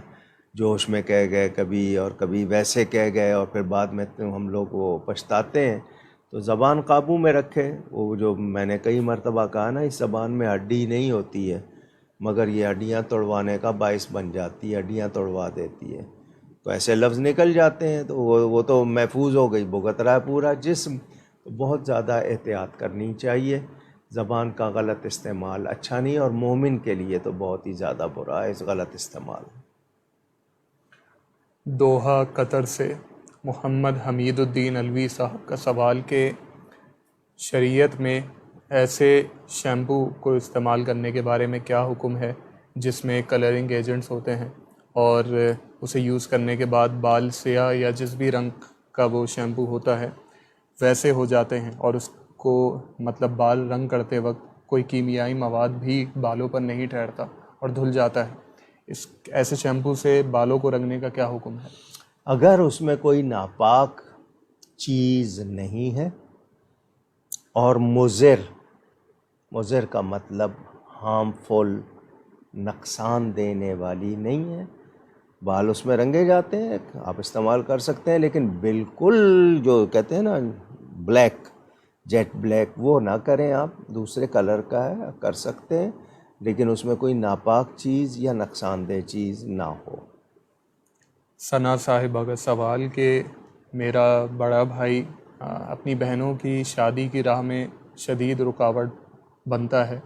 ہماری والدہ اپنے بیٹے کی محبت اور ڈر کی وجہ سے کبھی انہیں کچھ نہیں کہتی اور ہمیشہ ان کے آگے خاموش ہو جاتی ہیں۔ اب ہمارے لیے کیا حکم ہے؟ یعنی بہنوں کی شادی ہونے نہیں دیتا؟ جی۔ اگر صرف یہی بات ہے نا، ہو سکتا ہے رشتہ صحیح نہیں ہے یا کیوں رکاوٹ بنتا ہے۔ اگر ویسے رکاوٹ بنا ہے کہ بہنوں کی شادی نہیں ہونا، تو وہ ظلم کر رہا ہے، بہت بڑا ظلم کر رہا ہے۔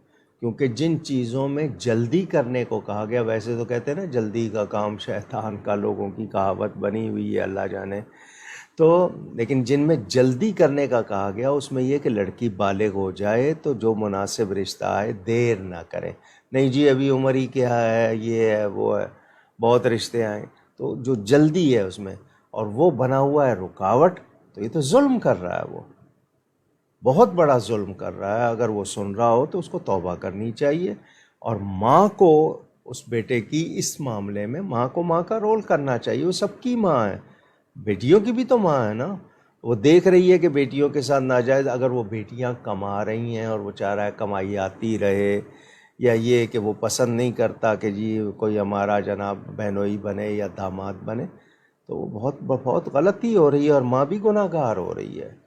تو اس معاملے میں ان کو اپنے کوئی رشتہ داروں بزرگوں کی مدد لینی چاہیے، اور اس علاقے میں کوئی ذمہ دار افراد ہوں تو وہ اس میں پڑھیں، یعنی اس ظلم سے اس کو بچائیں، کیونکہ ہمیں دونوں طرح کہا گیا انصر اخاک ظالما او مظلوما۔ اپنے بھائی کی مدد کرو، وہ ظالم ہو یا مظلوم ہو۔ تو صحابہ کرام رضوان اللہ علیہم اجمعین نے عرض کی، یا رسول اللہ صلی اللہ علیہ وسلم، مظلوم کی مدد تو سمجھ آتی ہے جس پہ ظلم ہو رہا ہے، ظالم کی مدد کیسے کریں؟ تو فرمایا ظالم کی مدد یہ ہے کہ اس کو ظلم کرنے سے روک دو۔ تو کچھ لوگوں کو، رشتہ داروں کو یا اس علاقے میں جو بھی ان کے بااثر افراد ہیں، ان کو اگر معلوم ہے تو ان کو بیچ میں پڑھ کے یہ کرنا چاہیے، اور وہ بھائی بھی اور ماں بھی ظلم کر رہے ہیں، غلط کر رہے ہیں۔ ارم صاحبہ کے سوالات، ان کا پہلا سوال کہ اگر ہمیں کسی سے حسد ہو رہا ہو اور ہم بچنے کی پوری کوشش کر رہے ہوں، لیکن سامنے والے کے بار بار جتانے کی عادت سے ہمیں خود کو بچانا مشکل ہو رہا ہو، تو اب کیسے بچا جائے گا؟ جتانے سے حسد کا کیا مطلب ہے؟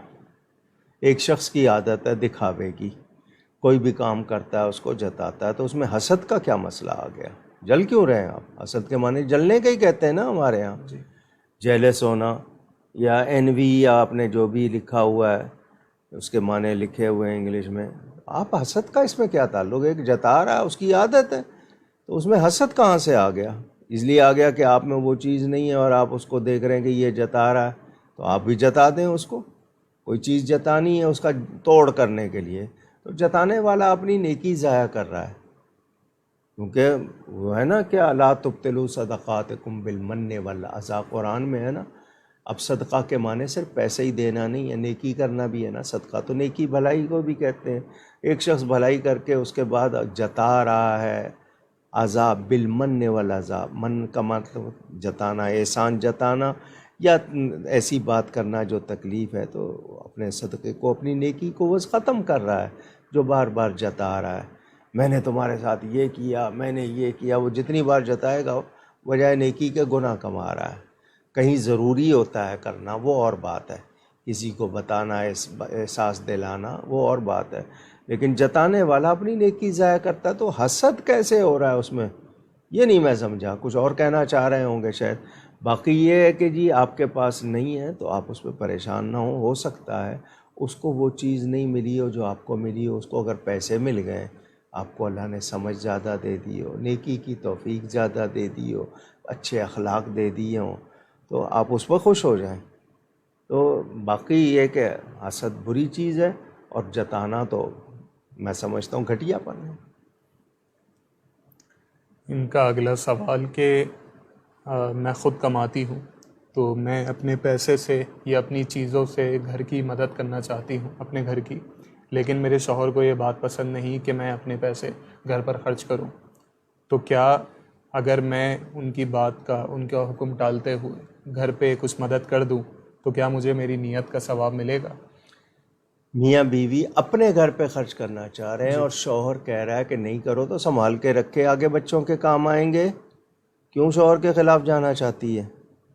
وہ اگر اتنا غیرت مند ہے، وہ نہیں چاہتا کہ عورت کی پیسے لگیں۔ آپ اب کما رہی ہیں، کیوں کما رہی ہیں؟ آپ کو جب ضرورت نہیں ہے اور شوہر چاہتا بھی نہیں ہے کہ آپ کے پیسے لگیں، تو آپ وہی وقت کہیں اور خدمت کر لیں، کوئی بچوں کو، دوسروں کو فائدہ پہنچانے کے لیے، مخلوق کو فائدہ پہنچانے کے لیے۔ لیکن آپ کی بھی ضد ہوگی کہ نہیں میں نے کمانا ہی کمانا ہے، اور وہ آپ کے پیسے نہیں چاہ رہا ہے، تو وہ پیسے آپ سنبھال کے رکھیں، آپ کے بچوں کے کام آ جائیں گے۔ کبھی اکٹھی ضرورت پڑ جاتی ہے، اس وقت شوہر کی مدد کر دیجئے گا، تو باہمی طور پر طے کر لیں، لیکن شوہر کو ناراض نہ کریں۔ ہاں، چھوٹی موٹی چیز اگر آپ بچوں کے لیے لے لیتی ہیں یا خود لے لیتی ہیں تو وہ منع نہیں ہے۔ ہلال اکبر صاحب کا سوال کہ ڈیجیٹل کرنسی جیسے کہ بٹ کوائن کی خرید و فروخت یا اس پر جو منافع آتا ہے وہ حلال ہے یا نہیں؟ کئی مرتبہ اس کا جواب دیا ہے زین صاحب، آپ کو یاد ہوگا، ایک بار نہیں کئی بار کہا ہے کہ اگر آپ کے ملک میں وہ لیگلائز ہے آپ کی حکومت کی طرف سے تو آپ اس کو کر سکتے ہیں، آپ کی حکومت کی طرف سے لیگلائز نہیں ہے تو آپ نہیں کر سکتے۔ بس یہ مختصر جواب۔ ملتان سے رخسانہ صاحبہ کا سوال کہ بیماری کی وجہ سے اگر کوئی شخص چارپائی پر نماز پڑھتا ہو تو کیا اسے نماز کا پورا ثواب ملے گا؟ جو شریعت نے اجازت دی ہے، کھڑے ہو کے نہیں پڑھ سکتے، بیٹھ کے پڑھو، بیٹھ کے نہیں پڑھ سکتے، اشاروں سے پڑھو، لیکن واقعی ایسی حالت ہو، یہ نہیں کہ صرف نماز کے لیے تو لیٹا ہوا ہے باقی چیزوں کے لیے اٹھ سکتا ہے، تو تو جو ایسا ہو جائے شیخ فانی کہ اس کے لیے مشکل ہو یا ایسا بیمار ہو کہ جناب ہل نہیں سکتا، تو وہ اشاروں سے بھی پڑھ لے، اللہ قبول کرنے والا ہے۔ راولپنڈی سے محمد حارث صاحب کا سوال کہ اگر کوئی اپنے رویے کے سبب ہماری عزت نفس پر زد لگاتا ہو یا مسلسل ہماری بے حرمتی کرے اور ہمیں غصہ آ رہا ہو اس پر، لیکن کہا جاتا ہے کہ غصہ اسلام میں حرام ہے، اس حوالے سے فرما دیجئے کہ اب کیا حکم ہوگا ہمارے لیے؟ کیوں کیسے کر رہا ہے وہ ایسا؟ کیا وجہ ہے؟ آپ اس وجہ کو ڈھونڈیے، اس کا حل نکالیے۔ اگر کوئی آپ کی عزت نفس کو بار بار للکار رہا ہے اور آپ یعنی کہ جواب دے سکتے ہیں مگر نہیں دے رہے، تو نہ دینے کی وجہ، آپ صبر کر رہے ہیں، ضبط کر رہے ہیں، اس پر آپ کو ثواب ملے گا، پھر شکایت نہ کیجیے۔ اور اگر یہ ہے کہ وہ غلط کر رہا ہے، ناجائز کر رہا ہے، تو اس کا علاج کرنے کی کوشش کیجیے، حل ڈھونڈیے، وجہ ڈھونڈیے اور اس کو احساس دلائیے جہاں تک ہے۔ باقی یہ کہ آپ غصہ پی جاتے ہیں، ضبط کرتے ہیں، اس پہ ثواب ملے گا، کیونکہ اچھا کرنے والے کے ساتھ تو سبھی اچھا کرتے ہیں نا، لیکن برا کرنے والے کے ساتھ اچھا کرنا وہی کمال ہوتا ہے اور وہی ہمارا امتحان ہوتا ہے۔ تو ہم پہلے نوٹ کریں، وجوہات دیکھیں، میرا کوئی عمل ہے جس کی وجہ سے وہ کر رہا ہے، میری عزت نفس پر حملے کر رہا ہے، یا یہ کہ اس شخص کی عادت ہے اور میں اس کا توڑ کر سکتا ہوں، تو میں جہاں تک بھی ہو اس کو بھی بچانے کے لیے کہ یہ اپنی یعنی گناہ گار نہ ہو، یہ کچھ بہتری آ جائے، تو پہلے حل ڈھونڈیں، کوشش کریں، ورنہ اللہ سے دعا کریں۔ محمد حسین صاحب کا سوال، اور یہ ایک کوٹ ہے، یہ سوشل میڈیا پر اکثر چل رہا ہوتا ہے، میں نے بھی دیکھا ہے کہ دنیا کے بارے میں یہ کہا گیا ہے کہ تم وہاں سکون چاہتے ہو جہاں آدم کو سزا کے طور پر بھیجا گیا، اس کا کیا حکم ہوگا؟ کس کا جملہ ہے یہ؟ یہ سوشل میڈیا پر میں نے نہیں، اکثر دیکھا۔ سوشل میڈیا کوئی کرائیٹیریا نہیں ہے۔ میں پوچھنا چاہتا ہوں یہ جملہ کس کا کوٹ کیا جا رہا ہے؟ کسی کی روایت بیان کی جا رہی ہے، کسی کی سینگ ہے، کیا ہے، کس نے کہا ہے؟ بطور سزا کے بھیجنا، نبی کے ذکر کے ساتھ ایسا کیا جا رہا ہے، کس کا جملہ ہے یہ؟ اگر کسی نے کہا ہے تو پہلے پتہ چلے گا نا کہ اس کی حیثیت کیا ہے۔ ویسے آپ جو مرضی لکھ دیں، اب اگر آ گیا ہے جناب سوشل میڈیا پہ، تو سوشل میڈیا پہ کسی جملے کا آ جانا یا کوٹیشن کا آ جانا یہ بات کی دلیل نہیں ہے کہ وہ جملہ صحیح ہے۔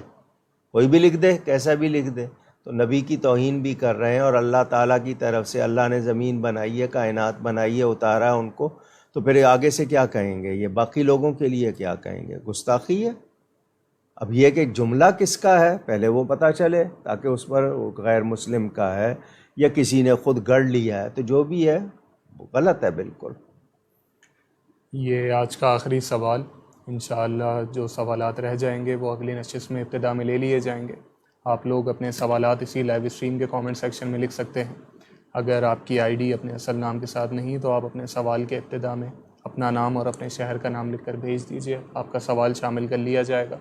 اگلی نشست سے پہلے چاہے یہ لائیو اسٹریم ختم ہو جائے تب بھی آپ اگلی نشست سے پہلے اپنا سوال یہاں لکھ دیجیے، آپ کا سوال شامل کر لیا جائے گا، یا پھر پیج ان باکس اور واٹس ایپ کی سہولت بھی آپ کے پاس موجود ہے۔ جیسا کہ میں نے پہلے بتایا کہ آپ کی اسکرین کے دائیں جانب ایک واٹس ایپ نمبر آ رہا ہوگا، آپ اس پر اپنا سوال بھیج سکتے ہیں۔ آج کا آخری سوال غلام مصطفیٰ صاحب کا، حرمت مصاہرت سے کیا مراد ہے؟ انسانی رشتوں میں کچھ قدریں ہیں، ویلیوز ہیں۔ ماں کون ہے؟ سگی ماں، باپ، خالہ۔ اسی طرح کچھ رشتے دودھ کے ہو جاتے ہیں، رضاعی رشتے، کچھ رشتے نکاح سے ہو جاتے ہیں۔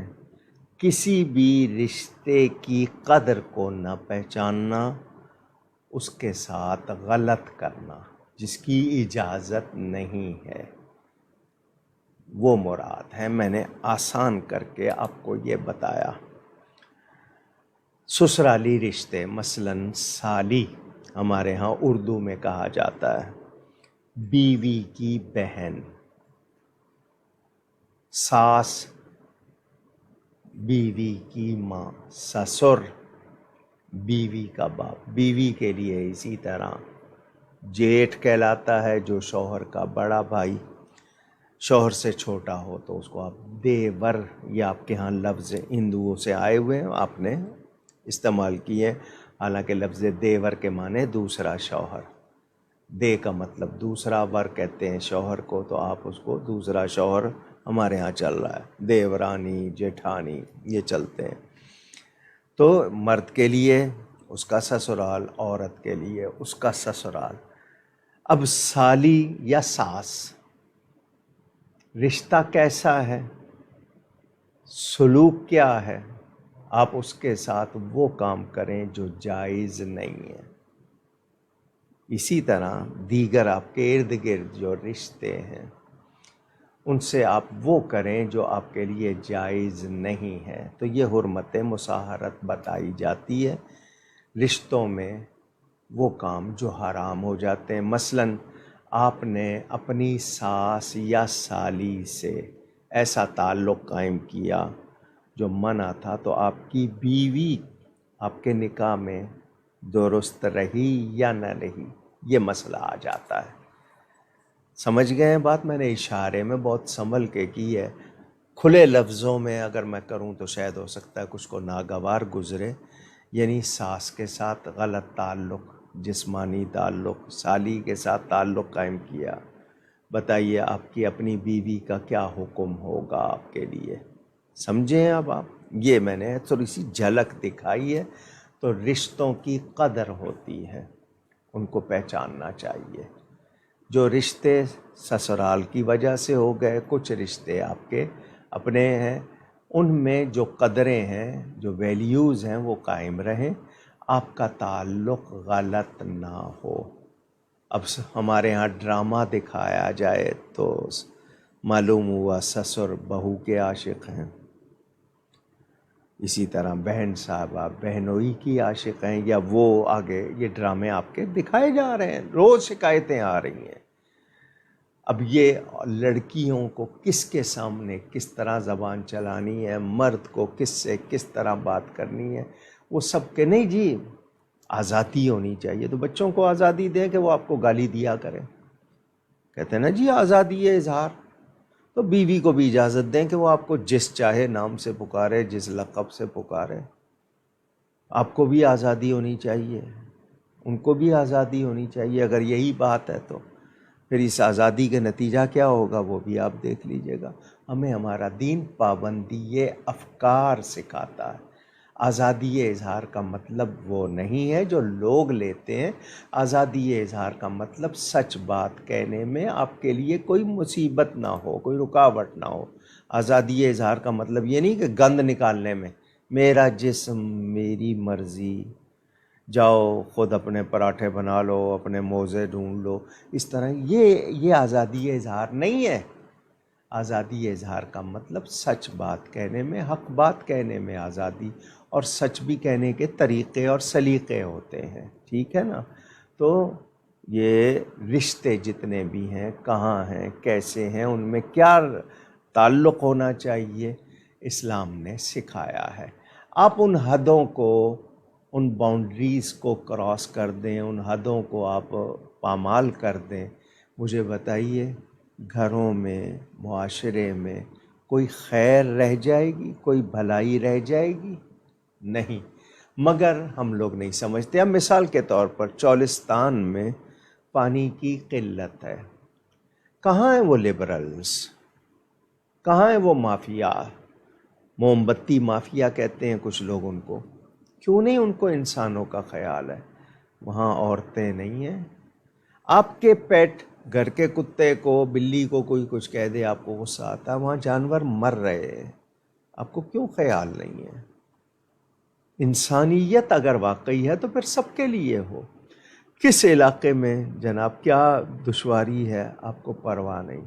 دین کے خلاف کو آپ آزادی اظہار، سافٹ، کیا کہتے ہیں، سافٹ امیج، دین کے خلاف، یعنی کہیں گندگی ہو رہی ہے کہہ رہے ہیں یہ سافٹ امیج جا رہا ہے، کہیں پابندی ہو رہی ہے تو آپ کہہ رہے ہیں کہ یہ رانگ امیج ہے۔ تو یہ آپ کے بنائے ہوئے باتیں ہیں. ہمیں رب نے بنایا ہے، اسی نے ہمیں زندگی برتنے کے لیے اسلام عطا کیا ہے، دین. جاہلیت کے معاشرے میں لوگ ننگے طواف کرتے تھے،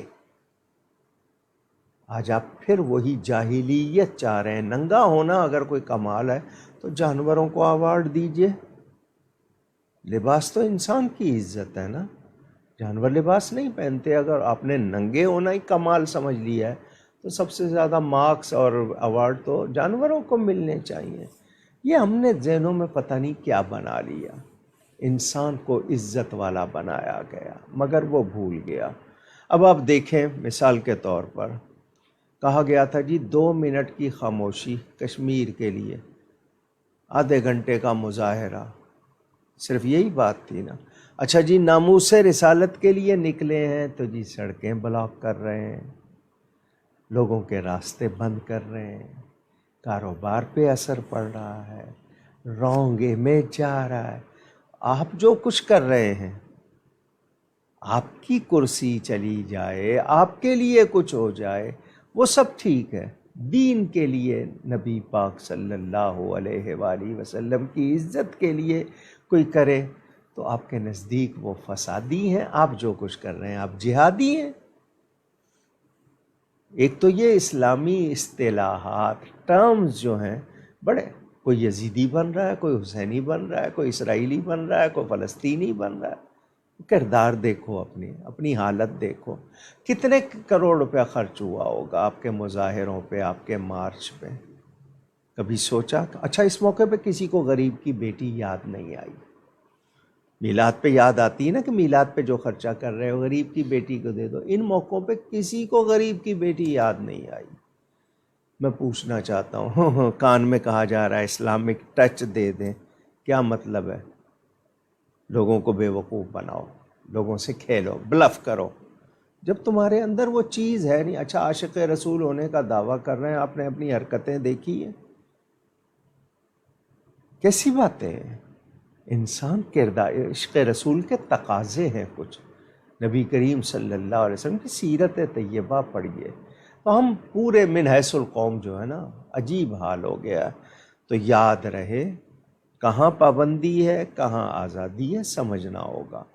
کیا رشتے ہیں، ان کے تقاضے کیا ہیں، سمجھنا ہوگا. اگر ہم برکت چاہتے ہیں، امن چاہتے ہیں، عافیت چاہتے ہیں تو، اور اگر آپ یہ چیزیں نہیں چاہتے تو پھر اذا لم تستحیی فاصنع ما شئت، جب تم میں حیا نہیں رہی تو جو چاہے کرو. اور وہی ہو رہا ہے. قرب قیامت میں جتنے فتنے ہیں وہ ہمارے سامنے ہیں. ہمیں مسلمان دیکھنے ہیں انڈیا میں کیا سلوک ہو رہا ہے. وہ جو یاسین ملک جس کو عمر قید کی سزا سنا دی ہے، کیا جرم ہے اس کا؟ کبھی سوچا اس کے لیے ہمارے اندر کتنے لوگ جاگے؟ نہیں جی وہ ہمارا مسئلہ نہیں ہے، ان کا مسئلہ ہے. تو پھر کل کو آپ کا مسئلہ ہوگا تو لوگ بھی یہ کہیں گے کہ آپ کا مسئلہ ہے، ان کو کیا؟ مسلمان ایک جسم کی طرح ہے. کسی ایک عضو میں درد ہو پورا جسم تکلیف محسوس کرتا ہے. ہمیں ہر مسلمان کا درد ہونا چاہیے مگر نہیں ہے. میں ہوں یا آپ ہیں، الا ماشاء اللہ. کچھ باتیں کر لیتے ہیں، کچھ وہ بھی نہیں کرتے، احساس ہی نہیں ہے. فلسطین والوں کے ساتھ کیا ہو رہا ہے، کشمیریوں کے ساتھ کیا ہو رہا ہے، ہندوستان میں مسلمانوں کے ساتھ کیا ہو رہا ہے. واقعات پڑھیے. اذانوں پہ پابندی کی باتیں ہو رہی ہیں، مسلمانوں پہ پردے کی پابندی کی باتیں ہو رہی ہیں. کیوں؟ اس لیے کہ ہم لوگ شاید زبان کے غازی رہ گئے، کردار کے غازی نہیں رہے، ہم لوگ سچے مسلمان نہیں رہے. تو مجھے اور آپ کو سب کو خیال رکھنا ہوگا، احساس کرنا ہوگا. واقعی جتنا ہم بے حس ہوتے جا رہے ہیں نا، یعنی پہلے تو ریشو تھی، تناسب تھا کہ 10%، اب شاید ہم ٹوٹلی بے حس ہوتے جا رہے ہیں. ہم پر ویسے ہی حکمران مسلط ہو رہے ہیں. مہنگائی ابھی آپ نے سنا ہوگا 30 روپے پیٹرول پر بڑھا دیے گئے ہیں. اس کی وجہ سے کتنی مہنگائی ہوگی. اچھا جی جب مہنگائی ہوتی ہے جرائم بڑھتے ہیں، لوٹ مار زیادہ ہو جاتی ہے، عدل و انصاف آپ کے ملک میں نظر نہیں آتا، قانون نہیں ہے، جنگل والا قانون ہے. لوٹنے والے لوٹ رہے ہیں، جلاؤ گھیراؤ توڑ پھوڑ، کیا کچھ ہو رہا ہے۔ یہ ملک ان چیزوں کے لیے نہیں بنایا تھا۔ پھر جی بارش کی دعا نہیں کر رہے کیونکہ ہم گناہ نہیں چھوڑ رہے۔ ہماری دعاؤں میں اثر کہاں سے آئے گا جب لقمہ ہمارے صاف پاک نہیں ہوں گے، حلال نہیں ہوں گے؟ تو سوچنا ہوگا۔ اللہ ہم سب کو ہدایت عطا فرمائے۔ ہم لوگ بہت بگڑ چکے ہیں، سدھرنا نہیں چاہتے، نیک دکھنا چاہتے ہیں، بننا نہیں چاہتے۔ عمل ہوگا، عمل سے زندگی بنتی ہے، جنت بھی جہنم بھی۔ کوشش کیجئے اپنے آپ کو سچا مسلمان اور سچا پاکستانی بنائیے، تب بھلائی ہوگی۔ اللہ تعالی ہم پر رحم فرمائے۔ آمین۔ ہم ان تمام افراد کا شکریہ ادا کرتے ہیں جنہوں نے اپنے سوالات ہم تک بھیجے اور اپنے تعریفی کلمات سے ہمیں نوازا، جن میں اکرام شریف صاحب، سیف رضا صاحب، خاقان حیدر صاحب، محمد شفیق صاحب، ارم فرحان صاحبہ، مرتضیٰ چوہان صاحب، حسنین قادری صاحب، محمد عدنان صاحب، عظمیٰ گیلانی صاحبہ، اشرف خان صاحب، محبہ ماکدہ صاحبہ، وقاص بخاری صاحب، ارشاد گوہر صاحب، ام مصطفیٰ صاحبہ، غلام مصطفیٰ صاحب، شاہد محمود صاحب، محمد ملک صاحب، عبد الغفور صاحب، محمد شاہ رخ صاحب، اعجاز احمد صاحب، ریاض احمد صاحب، فضا خان صاحبہ، نادیہ شاہین صاحبہ، صعیبہ منصور صاحبہ، عبد العظیم صاحب، سمیر خان صاحب، عبید وقاص صاحب، طارق مغل صاحب، سمینہ راوڈہ صاحبہ، صفان شاہد صاحب، شعیب راہم صاحب، فہیم علوی صاحب، زاہد صاحب، عامر سلطان صاحب، صالح مقبول صاحب، امتیاز احمد صاحب، ارمان اشرفی صاحب، حنا حیدر صاحبہ، زین آوان صاحب، انوار الحق صاحب، نوید احمد صاحب، اقبال رضا صاحب، فاروق اجمیری صاحب، عبد المصطفیٰ صاحب، عارف احمد صاحب، عزیر عالم صاحب، سلیم انصاری صاحب، حماد صاحب، عظیم صاحب، عائشہ صاحبہ، رشید صاحب، حمید الدین صاحب، علی حیدر صاحب، ظہیر صاحب، منظور صاحب، رضوان صاحب، علی صاحب، ثنا صاحبہ، دیوان اشرف صاحب، ہلال اکبر صاحب، سبطین احمد صاحب، رخسانہ صاحبہ اور حسین صاحب، اور جن جن کے نام شامل نہ ہو سکے ہم ان سے معذرت چاہتے ہیں۔ آپ ہمارے لیے دعا کیجیے گا، ہم آپ کے لیے دعا گو رہیں گے۔ ایک بہت ضروری بات ناظرین تک پہنچانا چاہتا ہوں۔ اسلامی جمہوریہ پاکستان کے ذمہ دار وزیر اعظم ہوتے ہیں، صدر صاحب ہوتے ہیں، یہ بڑے لوگ ہوتے ہیں۔ سود، انٹرسٹ، مارک اپ، ربا، اللہ اور اس کے رسول سے کھلی جنگ۔ سود کی برائی میں کہا گیا، بہت ساری برائیاں ہیں، اپنی ماں کے ساتھ کوئی برائی کرے، سود کا کام اس سے زیادہ برا۔ سود لینا، دینا، لکھنا، راغب کرنا، یعنی اس کا کسی کو کہنا کہ یہ کام کرو، یہ سب کسی طرح بھی اس میں کوئی گنجائش نہیں۔ وفاقی شرعی عدالت نے ربا کے بارے میں، سود کے بارے میں جو بیان دیا ہے، حکمرانوں نے اس پر اپیل کرنا چاہیے کہ جی نہیں، کوئی گنجائش نکالی جائے۔ اس سے پہلے ممنون صاحب تھے ملک کے صدر، انہوں نے اوپنلی کہا تھا علماء سود کے لیے کوئی گنجائش نکالیں۔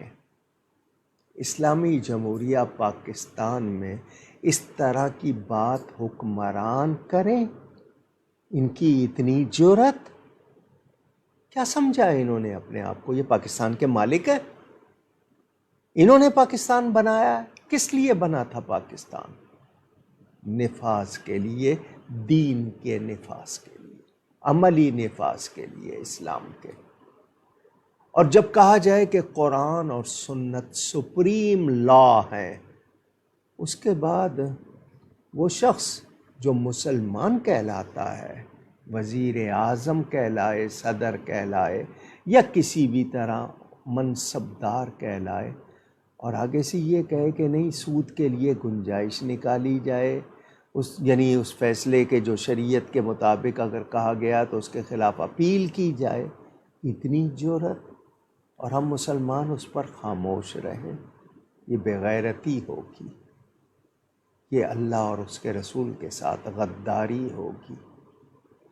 غداری اور وفاداری کے آج کل سرٹیفکیٹ بہت چل رہے ہیں نا، کسی ایک جماعت کے ساتھ آپ کی وفاداری نہیں رہی تو آپ غدار ہیں، تو آپ یہ سوچیں کہ آپ اللہ اور اس کے رسول کے غدار بن رہے ہیں، اس وقت آپ کو کیوں یہ چیز یاد نہیں آتی؟ یہ ملک اسلام کے نام پر بنا ہے، نفاذ اسلام کے لیے بنا ہے۔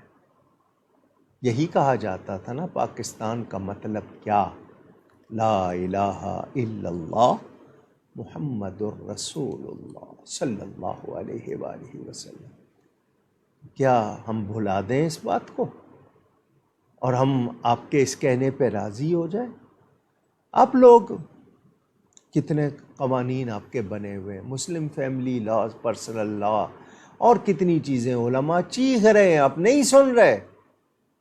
اسلام کے لیے بنا ہے پاکستان، یہاں نظام اسلام عملی طور پر چاہیے۔ قرآن و سنت کے خلاف کوئی قانون، کوئی بات کسی کی نہیں سنی جائے گی۔ لا طاعت لمخلوق فی معصیت الخالق، اللہ کی نافرمانی میں کوئی بات کرے گا اس کا کہنا نہیں مانا جائے گا۔ ملک کے موجودہ وزیر اعظم فوراً توبہ کرے، آپ نے قرآن و سنت کے خلاف بات کی ہے۔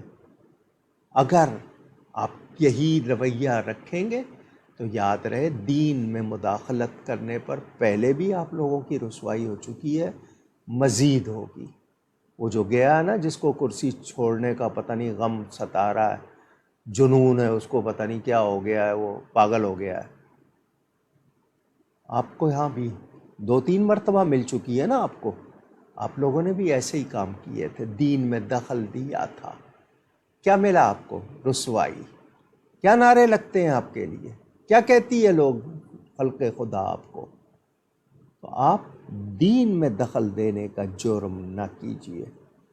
ناموس رسالت کی بات ہوگی، قرآن و سنت کی بات ہوگی، شریعت و سنت کی پابندی کی بات ہوگی، آپ کی ہم نہیں سنیں گے، ہم قرآن و سنت کی سنیں گے۔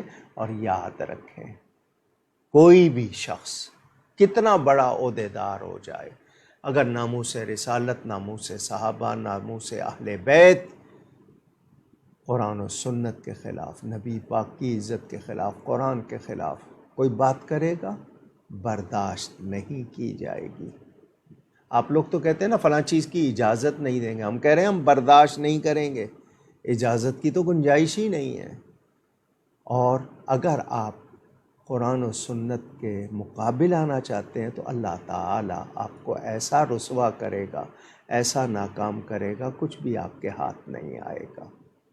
جتنے بھی سیاست کے متوالے ہیں وہ دین میں دخل سے باز رہیں، دین میں مداخلت سے باز رہے۔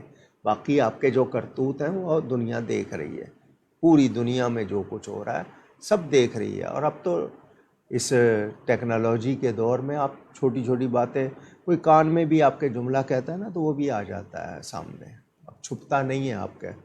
آپ نے جتنی ٹیکنالوجی ایڈوانس کی ہے اپنے لیے مشکل کی ہے۔ ذہن میں رہے، ذہن میں رہے ہم اللہ تعالیٰ اور اس کے رسول پاک صلی اللہ علیہ وسلم کے وفادار ہیں۔ اگر آپ دین پر عمل کریں گے، شریعت و سنت کے پابند رہیں گے، درست نہیں رہیں گے، کچھ نہیں حاصل ہوگا۔ تاریخ بھری ہوئی ہے، نمرود اور فرعون خدائی کے دعوے کرتے رہے، کیا مل گیا؟ ان کی لاش آج باعث عبرت ہے اگر آپ کو نظر آئے۔ میں کرنے والے، کرسی بڑی مضبوط ہے، کچھ نہیں، بادشاہی اللہ تعالیٰ کی ہے، اس کے فرما بردار بن جائیں گے تو عزت پائیں گے۔ ورنہ عزت حاصل نہیں ہو سکتی، ناکامی رسوائی مقدر ہوگی۔ اگلی بات یہ کہ ابھی سے سلسلہ شروع ہو گیا، گلزار حبیب ٹرسٹ کے ساتھ تعاون کرتے ہوئے اس سال بھی اجتماعی قربانی کا اہتمام ہوگا۔ 15,500 روپیہ 15,500 روپیز پر شیئر گائے کی قربانی میں 7 حصے ہوتے ہیں، ایک حصہ 15,500 روپے کا ہوگا۔ مسجد کے باہری قربانی ہوتی ہے۔ اجتماعی قربانی کا مطلب یہ کہ لوگوں کو جانوروں کے چوری ہونے کا ڈر ہوتا ہے، بعضوں کے پاس رکھنے کی جگہ نہیں ہوتی ہے، اور پھر یہ کہ اکیلے مہنگائی کی وجہ سے پورا جانور بکرا یا دمبا وغیرہ نہیں لے پاتے، تو لوگ اجتماعی قربانی میں شامل ہو جاتے ہیں، کیونکہ گائے میں 7 حصے، اونٹ میں 7 حصے۔ تو اس سال بھی اہتمام کیا گیا، آج ہی فیصلہ ہوا تھا۔ جو لوگ انتظام کرتے ہیں تو چونکہ مسجد کے ساتھ وہ تعاون کرتے ہیں، تو 15,500 روپیہ ایک حصہ مقرر کیا گیا ہے۔ وہ پوسٹر سوشل میڈیا پہ بھی اور مختلف بتا دیں گے آپ کو، ٹیلی فون نمبرز بھی، اور اس پہ بھی انشاءاللہ نیکسٹ پروگرام میں آپ کو وہ دکھا دیے جائیں گے۔ جو لوگ دنیا بھر سے حصہ لینا چاہیں اجتماعی قربانی میں، وہ شامل ہو سکتے ہیں۔ علاوہ ازیں جامع مسجد گلزار حبیب کا مینار ابھی تعمیر ہونا ہے۔ مسجد نبوی کے مینار رئیسی اس کے مطابق تعمیر ہونا ہے۔ جو لوگ حصہ لے سکیں اس میں، باقی مسجد بن گئی ہے لیکن وہ تعمیر ابھی باقی ہے۔ یہ میڈیا ٹیم نے آپ سے کہا تھا کہ ان کو کیمرہ چاہیے، لینزز چاہیے، عرصے سے اعلان ہو رہا ہے، لیکن کوئی محبت والا ایسا نہیں ملا جو ان سے تعاون کر سکے۔ 1-2 لوگوں نے تعاون کیا، ان کو 5، اب ہو سکتا ہے مہنگائی ہو گئی ہو، زیادہ مہنگا ہو گیا ہو سلسلہ، 5 لاکھ ان کو چاہیے تھا، 1.25 لاکھ کے قریب لوگوں کا آیا ہوا ہے۔ ایک صاحب نے درمیان میں اعلان کر دیا تھا، ہم سمجھے شاید واقعی وہ، لیکن وہ فراڈ ثابت ہوا، اس کے بارے میں آپ کو بتا چکا ہوں۔ تو کوئی ان سے تعاون کرے، بڑی مہربانی۔ بار بار کہہ رہا ہوں، مجھے اپنے والد صاحب قبلہ خطیب اعظم حضرت مولانا محمد شفیع صاحب اکاڑوی رحمۃ اللہ علیہ کے لیے انگلش اور عربی میں PhD پاکستان سے باہر، عرب دنیا میں اور یورپ یا امریکہ میں کوئی کرے، ہم مواد فراہم کریں گے، تعاون کریں گے، لیکن کوئی ایسا طالب علم کسی مدرسے کا، اسکول کالج کا، جو یعنی اس کے پاس گنجائش ہو، قابل ہو، تو ضرور رابطہ کریں۔ اس کے علاوہ آپ سے عرض کروں کہ جناب شبیر ابو طالب کی والدہ انتقال کر گئی ہیں۔ انڈیا میں 2 ہمارے اہل سنت کے علماء، مولانا ہاشم نعیمی صاحب، مفتی نظام الدین صاحب انتقال کر گئے، اللہ تعالیٰ ان کی مغفرت فرمائے، اور بھی وہ تمام لوگ جو ایمان کے ساتھ اس دوران چلے گئے، اللہ ان کی مغفرت فرمائے۔ جتنے لوگ دعاؤں کے لیے کہتے ہیں، سب کے حق میں دعا گو ہوں، اللہ سب کے حق میں خیر فرمائے۔ گفتگو میں مجھ سے کہیں کوئی غلطی ہوئی ہو، اللہ تعالیٰ اس کے رسول صلی اللہ علیہ وآلہ وسلم کی بارگاہ میں توبہ کرتا ہوں۔ آپ سب کا بہت شکریہ۔ نیکی کیجئے، نیکی پھیلائیے۔ والسلام علیکم ورحمۃ اللہ وبرکاتہ۔